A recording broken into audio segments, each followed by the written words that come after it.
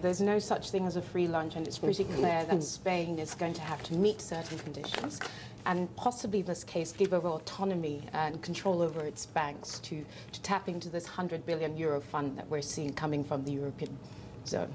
How difficult is it going to be, do you think, for Mariano Rajoy's government? Because obviously they've got to give complete oversight of the financial sector to Brussels, as you say, but also says, Olli Rehn, Spain will have to comply fully with other conditions and new sets of conditions, i.e. changes to pensions, changes to unemployment benefits, Christmas's bonuses going, that kind of thing.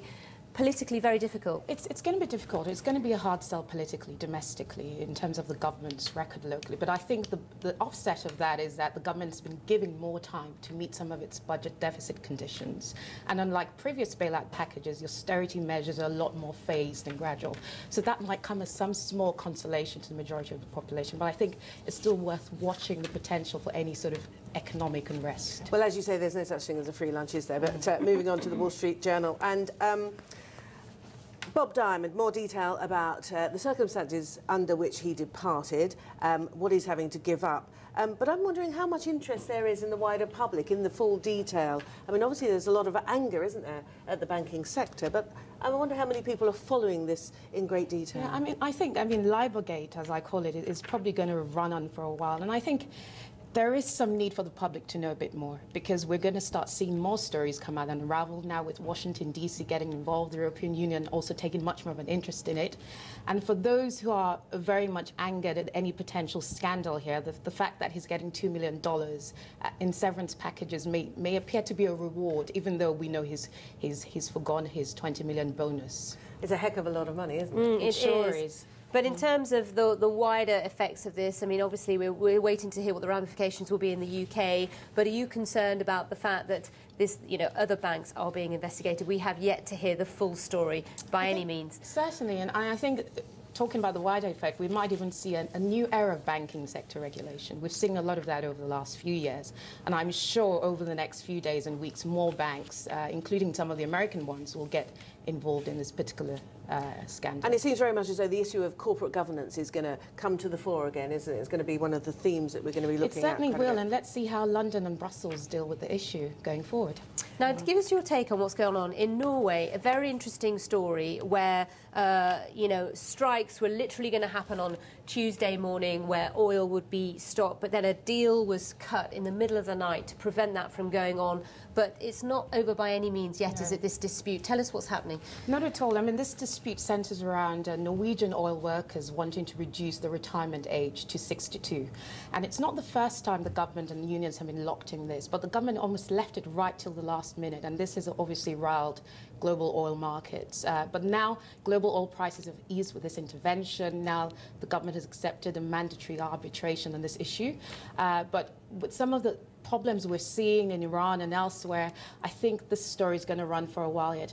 And the key is that Norway is actually quite a significant non-OPEC oil member, supplying around 2% of global oil supply. So what happens here is certainly going to have an impact on global oil markets. Well, it's very interesting, isn't it, that the Norwegian oil workers are going against the trend. I mean, when the trend is increasing the age of retirement, and they're asking what in many other countries would be absolutely unthinkable. Well, you have to think of this in the wider context of the general social packages in Scandinavia are quite very attractive.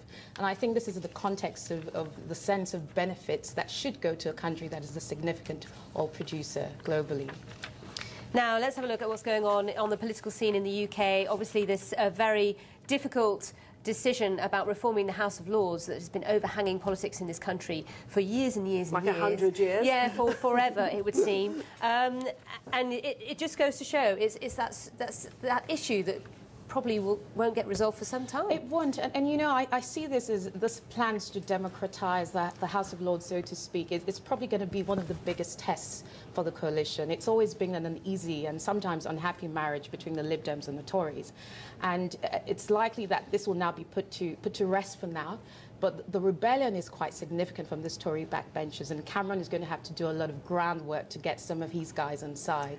How do you, I mean, I'm asking you out of the blue, I know, but how do you think other countries view us here in Britain with this with this rather arcane institution as part of our parliamentary system, our two houses. Is it an anachronism, or how do people view us? I think they view this in the context of the very, what I would say, the Britishness of the House of Lords, when you take it also alongside the monarchy.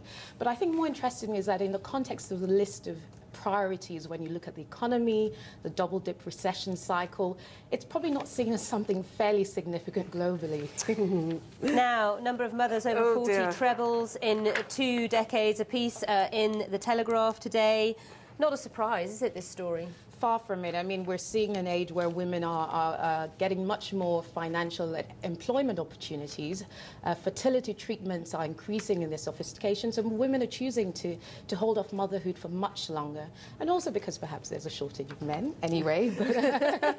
But it would be very interesting. I don't know if they've actually documented it yet, but actually interesting to evaluate what the social impact is eventually of having older mothers. I mean, there's going to be down the road. I mean, one of the more obvious ones, I think the average age now for a first child for a woman in this day and age is 29 years of age. And one of the consequences of that, we might see smaller families going on, women probably eventually deciding to settle for just one child instead of 2 or more. Now, I don't know. Dear. Have you read this book? That's the question. 50 Shades of Grey. It's in the news nearly every single day. It is. It's the Sun front page, just for all of you watching. Anyway, 50 Shades of Brown, it 50 says. Shades of Brown. It's 50 Shades of Grey. Now, this is a book. It's a best-selling book by all accounts, isn't it? And this incident has occurred because this chap found his girlfriend reading the book. He thinks the book is quite She can't put it down, apparently. Sexually explicit, I think it is. Mummy porn is described as. And Well, it is. I'm just gone, telling you what it's described as. He's gone ballistic and smothered the girlfriend, the offending girlfriend, in brown sauce, Absolutely. of all things. OK, we haven't read the book. No, have I we? haven't read the book either. No, we I haven't read the either. book. But I think this makes for even more saucy reading, actually. But the question is, do men really care what women read? But what is interesting is about the demographic of women who are reading this is career women over 30. So we'll see.